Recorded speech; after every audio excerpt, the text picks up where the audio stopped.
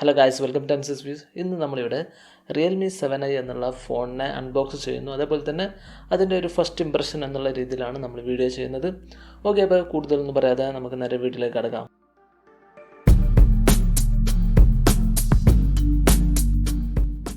Okay, ഇപ്പോൾ ആദ്യം തന്നെ നമ്മൾ നോക്കുമ്പോൾ റിയൽമി 7iൻ്റെ ആ ഒരു യെല്ലോ ബോക്സ് കാണാൻ സാധിക്കും. ഇതിൻ്റെ ബാക്ക് സൈഡിൽ ഇതിൻ്റെ മെയിൻ ഫീച്ചേഴ്സ് ഹൈലൈറ്റ് ചെയ്തിരിക്കുന്നത് കാണാൻ സാധിക്കും. അതായത് 64 mega pixel quad camera, 5000 mAh battery, പിന്നെ 90 Hz റീഫ്രഷ് റേറ്റുള്ള ഡിസ്പ്ലേ, സ്നാപ്ഡ്രാഗൺ 662 പ്രൊസസ്സറും വരുന്നു. പിന്നെ താഴേക്ക് പോയാൽ ഞാനിവിടെ ഓർഡർ ചെയ്തേക്കുന്ന കളറ് ഫ്യൂഷൻ ബ്ലൂ എന്നുള്ള ഒരു കളറാണ്. അതുപോലെ തന്നെ സാർ വാല്യൂയിലേക്ക് വരുമ്പോൾ ബോഡി സാർ വാല്യൂ വരുന്നത് 0.531 ആണ്. ഹെഡ് സാർ വാല്യൂ 1.098 ആണ് വരുന്നത് വാട്ട് പെർ കിലോഗ്രാം. അതായത് ലിമിറ്റഡ് വാല്യൂ 1.6 എന്നുള്ള വാല്യൂ ആണ്. അതിനേക്കാളും താഴെയുള്ള വാല്യൂ ആണ്, പ്രശ്നമൊന്നുമില്ല. പിന്നെ അതുപോലെ തന്നെ ഞാനിവിടെ ഓർഡർ ചെയ്തേക്കുന്ന വേരിയൻറ്റ് എന്ന് പറയുന്നത് 4GB Ram 128GB internal memory ഉള്ള വേർഷനാണ്. ഇതിൻ്റെ 64GB ഇൻ്റർണൽ മെമ്മറി ഉള്ള വേർഷനും അവൈലബിൾ ആണ്. ഇനി നമുക്ക് ഫോണിൻ്റെ സൈഡിലേക്ക് പോയാൽ ഇതിൻ്റെ MRP കൊടുത്തേക്കുന്നത് കാണാൻ സാധിക്കും. MRP 14,999 രൂപ കൊടുത്തിട്ടുണ്ട്. പക്ഷേ ശരിക്കും ആക്ച്വൽ പ്രൈസ് എന്ന് പറയുന്നത് 12,999 രൂപയാണ്. പിന്നെ ഇതിൻ്റെ തൊട്ട് താഴെയുള്ള 464 വേരിയൻറ്റിന് 11,999 രൂപയാണ് വില വരുന്നത്. ഇനി നമുക്ക് ഈ ബോക്സ് പൊട്ടിച്ചിട്ട് അകത്ത് എന്തൊക്കെ ഉണ്ടെന്ന് നോക്കാം. ആദ്യം തന്നെ ഒരു യെല്ലോ കളറിലുള്ള ഒരു ചെറിയ ബോക്സ് കാണാൻ സാധിക്കും. അതിൽ നമുക്ക് കുറച്ച് പേപ്പേഴ്സ്, അതേപോലെ തന്നെ ഒരു TPU കവർ കാണാൻ സാധിക്കും. ഫ്ലെക്സിബിൾ ആയിട്ടുള്ള കവർ, നല്ല കാര്യം തന്നെയാണ്. നല്ല ക്വാളിറ്റിയുള്ളൊരു കവറാണ് ഫസ്റ്റ് ഫീല്. ഇനി ഏതായാലും നമ്മൾ അടുത്ത് നോക്കുമ്പോൾ സിം ഇജക്ടർ പിന്നും കാണാൻ സാധിക്കും. ഇത്രയാണ് ഉള്ളത് ഈ ബോക്സിനകത്ത്. ഇനി ഇത് മാറ്റി നിർത്തിയിട്ട് നമുക്ക് നോക്കുമ്പോൾ റിയൽമി 7i എന്നുള്ള ഡിവൈസ് കാണാൻ സാധിക്കും. അതെടുത്ത് നോക്കുമ്പോൾ നമുക്ക് ആ ഒരു ഫസ്റ്റ് ബാക്കിൽ ആ ഒരു ഫിനിഷ് ഫ്യൂഷൻ ബ്ലൂ എന്നുള്ള കളറാണ്. പക്ഷേ ഇതിലേറ്റവും കൂടുതൽ കാണുന്നത് വൈറ്റ് കളറാണ്. ബ്ലൂയുടെ ഒരു കളറുമുണ്ട്. അങ്ങനെ വൈറ്റും ബ്ലൂവും ഷെയ്ഡായിട്ട് വരുന്ന അങ്ങനത്തെ രീതിയിലുള്ളൊരു നല്ലൊരു കളറാണ് വന്നിട്ടുള്ളത്. നല്ലൊരു പ്രീമിയം ഫീൽ ചെയ്യുന്നൊരു കളറാണ്. അതുപോലെ തന്നെ ഒരു ഗ്ലാസ് ഫിനിഷ് പോലെയാണ് തോന്നുന്നത്, പക്ഷേ നമുക്ക് പ്ലാസ്റ്റിക് ഫിനിഷോട് കൂടിയാണ് വരുന്നത് ഫോണ്. പിന്നെ നമ്മൾ നോക്കുമ്പോൾ ഇതിൻ്റെ ബോട്ടം സൈഡൊക്കെ ഗ്ലോസിയാണ്, മൊത്തം ഗ്ലോസി ടൈപ്പാണ് വരുന്നത്. പക്ഷേ താഴ് ഭാഗത്ത് അത്രത്തോളം ഒരു ഗ്ലോസ് ഇല്ല. പക്ഷേ ക്യാമറയുടെ ആ ഒരു പൊസിഷനൊക്കെ വരുമ്പോൾ നമുക്ക് കുറച്ചുകൂടി ഒരു ഗ്ലോസി ഫിനിഷ് വരുന്നുണ്ട്. അങ്ങനത്തെ ഒരു രീതിയിലാണ് ഇത് വരുന്നത്. പിന്നെ നമുക്ക് ക്യാമറ ഹമ്പ് കുറച്ചൊരു വലുതായിട്ട് തോന്നുന്നുണ്ട്, ഒരു ഫസ്റ്റ് ഫീലിംഗ് ആണ്. അതുപോലെ തന്നെ കൈ പിടിക്കുമ്പോൾ അത്യാവശ്യം ഒരു സ്ലിം ആയിട്ടുള്ള വെയിറ്റ് ഒക്കെ കുറഞ്ഞൊരു രീതിയിലുള്ള ഒരു ഫോണാണ് എന്നാണ് ഫീൽ ചെയ്യുന്നത്. 5000 mAh ബാറ്ററി ഉള്ളൊരു ഫോണാണ്. എന്നിരുന്നാൽ പോലും അത്യാവശ്യം നല്ലൊരു ലൈറ്റ് ആയിട്ടുള്ള ഫോണാണ്. പക്ഷേ ഫോൺ അത്യാവശ്യം വലുപ്പമുണ്ട്, പക്ഷേ കയ്യിൽ പിടിക്കാൻ നല്ലൊരു ഫീല് തരുന്നുണ്ട്. പിന്നെ അതേപോലെ തന്നെ ഇതിൻ്റെ ഫ്രണ്ടിൽ നമുക്ക് സ്ക്രീനിന് ചെറിയ രീതിയിലുള്ള ഒരു പ്രൊട്ടക്ഷൻ കൊടുക്കുന്നുണ്ട്. അതായത് സ്ക്രീൻ ഗാർഡ് വരുന്നുണ്ട്. പ്ലാസ്റ്റിക് സ്ക്രീൻ ഗാർഡാണ് വരുന്നത്, ഗ്ലാസ് ടൈപ്പ് അല്ല. ഓക്കെ, ഇനി നമുക്ക് ഡിവൈസ് മാറ്റി നിർത്താം, അതിലേക്ക് തിരിച്ചു വരാവുന്നതാണ്.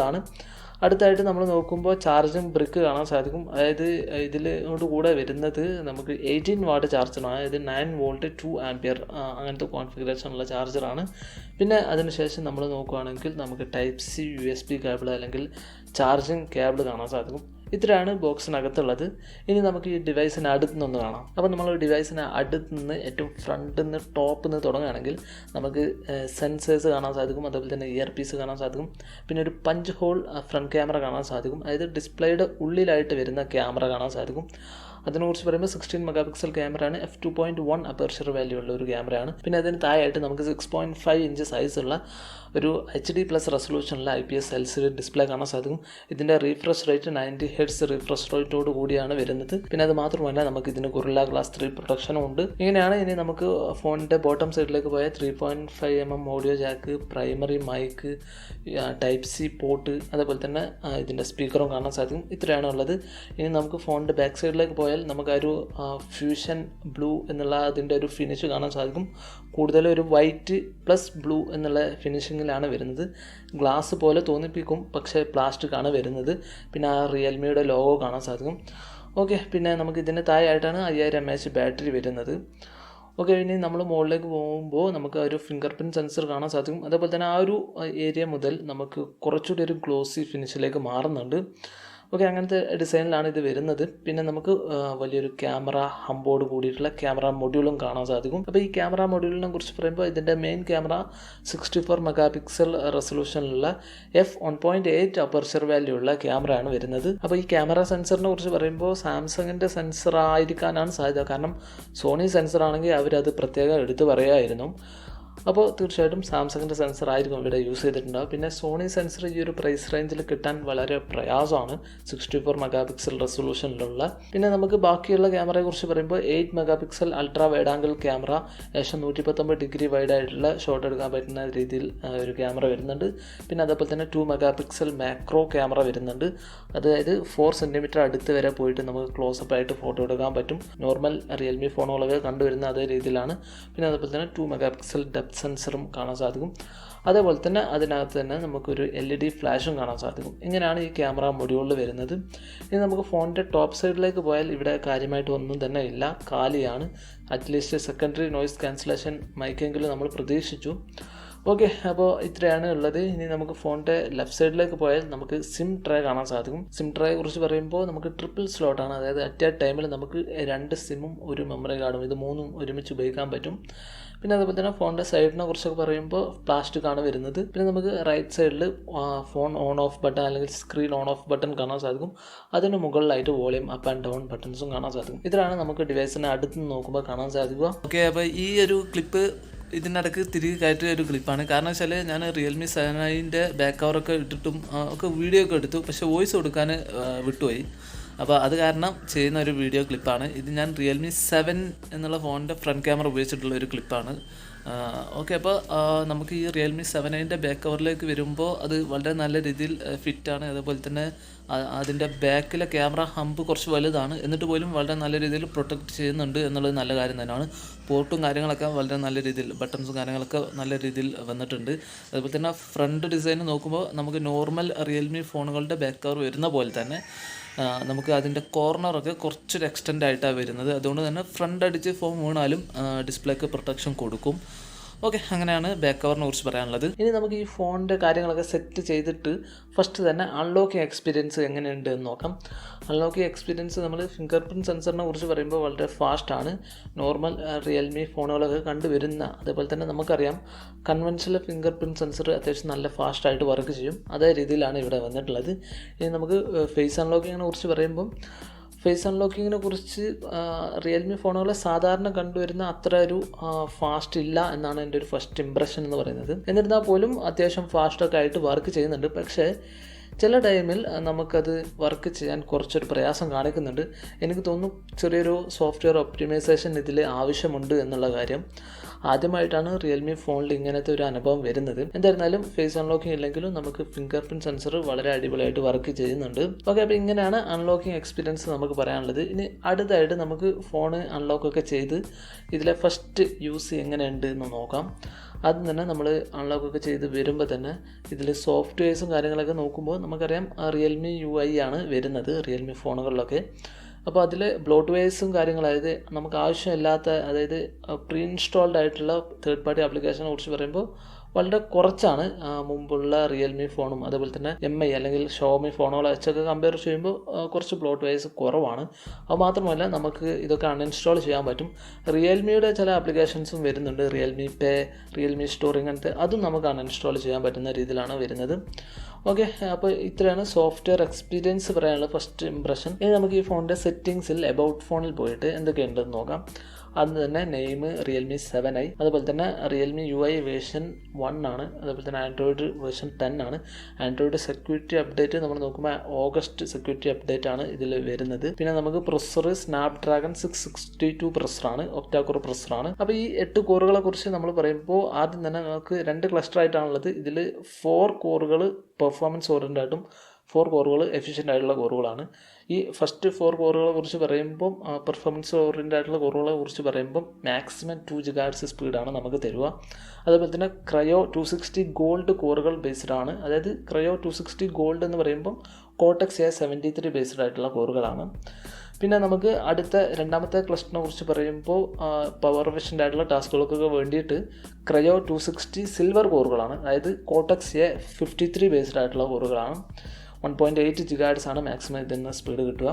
അപ്പോൾ നമ്മൾ നോക്കുമ്പോൾ അത്യാവശ്യം പുതിയൊരു കോറുകളൊന്നുമല്ല ഇതിൽ യൂസ് ചെയ്തിട്ടുള്ളത്. എന്നിരുന്നാൽ പോലും പെർഫോമൻസിന് വേണ്ടിയിട്ട് 4 കോറുകളുണ്ട് എന്നുള്ളത് ഇതിൻ്റെ മൾട്ടി കോർ പെർഫോമൻസ് കൂട്ടാൻ ഇത് കാരണമാകും. എന്തായിരുന്നാലും അഡ്വാൻസ്ഡ് ആയിട്ടുള്ള പ്രൊസസ്സറാണ് എന്നൊന്നും പറയാൻ സാധിക്കില്ല. ഈ ഒരു പ്രൊസസ്സർ ഒരുപാട് ഫോണുകളൊന്നും കണ്ടുവരുന്നില്ല, അതുകൊണ്ടൊന്ന് പറഞ്ഞു എന്ന് മാത്രം. അതേപോലെ തന്നെ ഇതിൻ്റെ GPU എന്ന് പറയുന്നത് Adreno 610 GB ആണ്.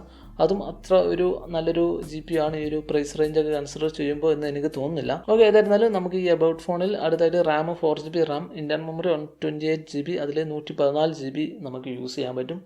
അങ്ങനത്തെ രീതിയിലാണ് വരുന്നത്. ഇനി നമുക്ക് ഈ ഫോണിൽ ഞാൻ കുറച്ച് സാമ്പിൾ ഫോട്ടോസും കാര്യങ്ങളൊക്കെ എടുത്തിട്ടുണ്ട്, അതിലേക്ക് പോയിട്ട് തിരിച്ചു വരാം.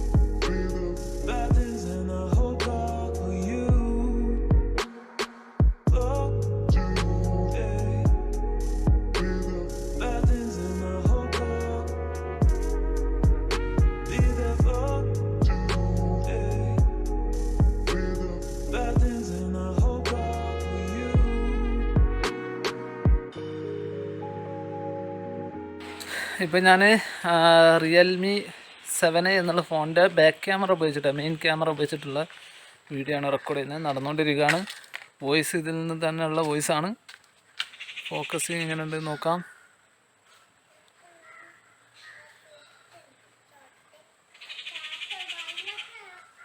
ഇലക്ട്രോണിക് ഇമേജ് സ്റ്റെബിലൈസേഷൻ ഉണ്ടെന്നാണ് തോന്നുന്നത്, കാരണം അതിൻ്റെ ഒരു എഫക്റ്റ് നമ്മൾ സൈഡിലേക്കും ഇങ്ങോട്ടൊക്കെ മാറ്റുമ്പോൾ മനസ്സിലാവുന്നുണ്ട്. ഓക്കെ, നമുക്കൊന്ന് പാനിങ് ചെയ്ത് നോക്കാം. സ്റ്റട്ടറിങ്ങോ അല്ലെങ്കിൽ ഓട്ടോ ഫോക്കസിങ് ഇഷ്യൂ അല്ലെങ്കിൽ ഫോക്കസ് ഹണ്ടിങ് ഇഷ്യൂ അങ്ങനെ എന്തെങ്കിലും ഉണ്ടോ എന്നുള്ളത് മനസ്സിലാക്കാൻ പറ്റും. ഇത് Realme 7Aയിൽ നിന്നുള്ള വൈഡ് ആംഗിൾ ക്യാമറ ഉപയോഗിച്ചിട്ടുള്ള ഒരു വീഡിയോ ക്ലിപ്പാണ് നിങ്ങൾ കാണുന്നത്. വോയിസ് ഇതിൽ നിന്ന് തന്നെ റെക്കോർഡ് ചെയ്ത വോയിസാണ്. ഓക്കെ, നടന്നുകൊണ്ടിരിക്കുകയാണ്. സ്റ്റെബിലൈസേഷൻ ഉണ്ടെന്ന് നമ്മൾ വ്യൂ ഫൈൻഡറിൽ നോക്കുമ്പോൾ അറിയാൻ പറ്റുന്നുണ്ട്. ഔട്ട്പുട്ട് ക്ലിപ്പിലും അങ്ങനെ തന്നെ ആണ് എന്ന് വിചാരിക്കുന്നു. ഓക്കെ, ഇത് Realme 7i എന്നുള്ള ഫോണിൻ്റെ ഫ്രണ്ട് ക്യാമറ ഉപയോഗിച്ചിട്ടുള്ള വീഡിയോ റെക്കോർഡിംഗ് ആണ് നിങ്ങൾ കാണുന്നത്. വോയിസും ഇതിൽ നിന്ന് തന്നെ എടുത്ത വോയിസാണ്. ഞാൻ നടന്നുകൊണ്ടിരിക്കുകയാണ്. അപ്പോൾ സ്റ്റെബിലൈസേഷൻ എങ്ങനെയുണ്ട് എന്നുള്ള കാര്യമൊക്കെ ഇതിൽ നോക്കിയാൽ മനസ്സിലാക്കാൻ സാധിക്കും. അപ്പോൾ നിങ്ങളിവിടെ കണ്ട ഈ ഒരു പിക്ചേഴ്സിൻ്റെ ഒക്കെ റിയൽ ക്വാളിറ്റി ഫയൽ ഞാൻ ക്ലൗഡിലേക്ക് ലോഡ് ചെയ്യുന്നുണ്ട്. അതിൻ്റെ ലിങ്ക് ഞാൻ ഡിസ്ക്രിപ്ഷനിൽ കൊടുക്കുന്നുണ്ട്. നിങ്ങൾക്ക് അത് പോയിട്ട് അതിൻ്റെ ഒറിജിനൽ ക്വാളിറ്റി നിങ്ങൾക്ക് തന്നെ ചെക്ക് ചെയ്യാവുന്നതാണ്.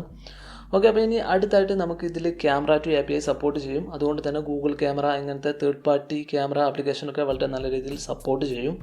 പിന്നെ അതേപോലെ തന്നെ വൈഡ് വൈൻ L1 സപ്പോർട്ടിനെ കുറിച്ച് നമ്മൾ നോക്കുമ്പോൾ നമുക്ക് ഇല്ല, L3 സപ്പോർട്ടേ ഉള്ളൂ. അതുകൊണ്ട് തന്നെ നമുക്ക് ഓൺലൈൻ സ്ട്രീമിംഗ് വെബ്സൈറ്റ്, അതായത് ആമസോൺ പ്രൈം വീഡിയോ, അതേപോലെ തന്നെ നെറ്റ്ഫ്ലിക്സ് ഇങ്ങനത്തെ സർവീസുകളൊന്നും HD കണ്ടൻറ്റ് പ്ലേ ചെയ്യാൻ പറ്റില്ല. പക്ഷേ യൂട്യൂബിൽ അങ്ങനത്തെ കാര്യങ്ങളിലൊക്കെ പറ്റും. ഏതായിരുന്നാലും ഞാൻ ഇതൊന്ന് കൺഫേം ചെയ്യാൻ വേണ്ടിയിട്ട് ആമസോൺ പ്രൈം വീഡിയോയിലൊന്ന് ചെക്ക് ചെയ്ത് നോക്കി.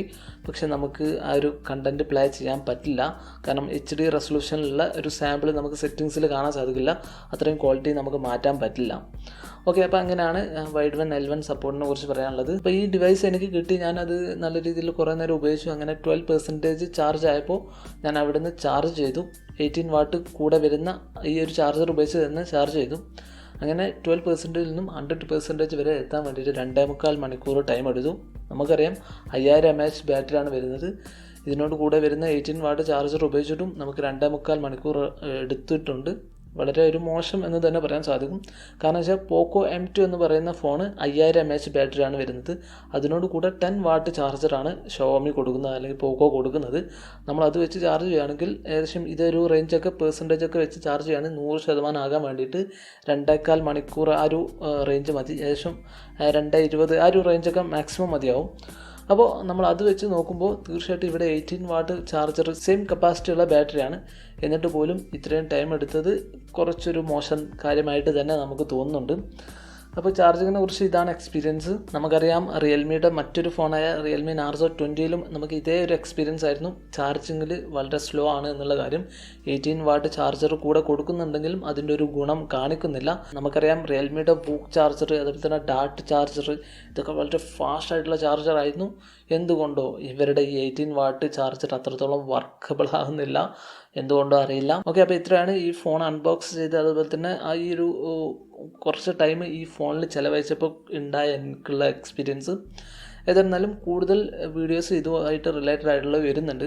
അതായത് പോക്കോ M2 ആയിട്ടുള്ള ഒരു കമ്പാരിസൺ വീഡിയോ, അതേപോലെ തന്നെ റിയൽമി 7 എന്നുള്ള ഫോണുണ്ട്.